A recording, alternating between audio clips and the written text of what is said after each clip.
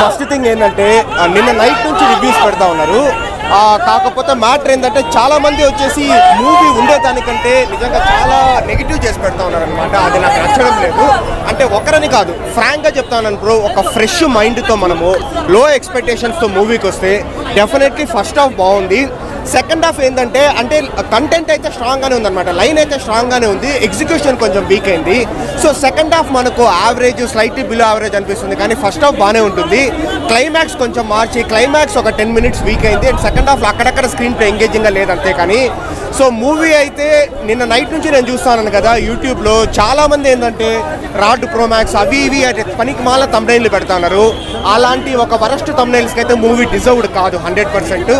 So movie ఏంటంటే నాకైతే ఓవరాల్గా నాకు యావరేజ్ అని నాకు అనిపించింది. నేను పెట్టిన టికెట్ వర్త్ అనిపించింది.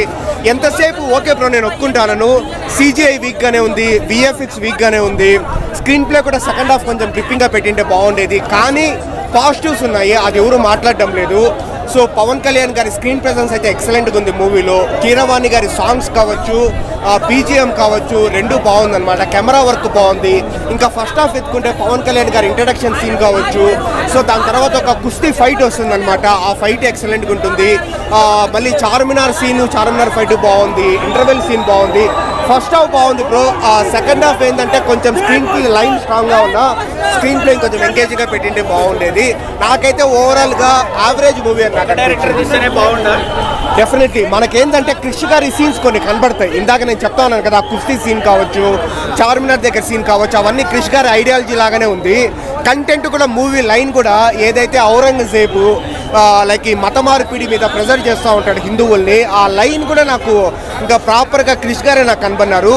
సో జ్యోతికృష్ణ మధ్యలో డైరెక్టర్లు మారడం వల్ల లేకపోతే ప్రొడక్షన్ డిలేస్ వల్ల సో ఇలా కొంచెం ఎడిటింగ్ ప్రాబ్లం వల్ల మూవీ వీక్ అయింది. కానీ బట్ మూవీ అయితే బయట నెగిటివ్ స్ప్రెడ్ చేస్తున్న అంత హేటెడ్ అయితే మూవీ డిజర్వ్డ్ కాదు.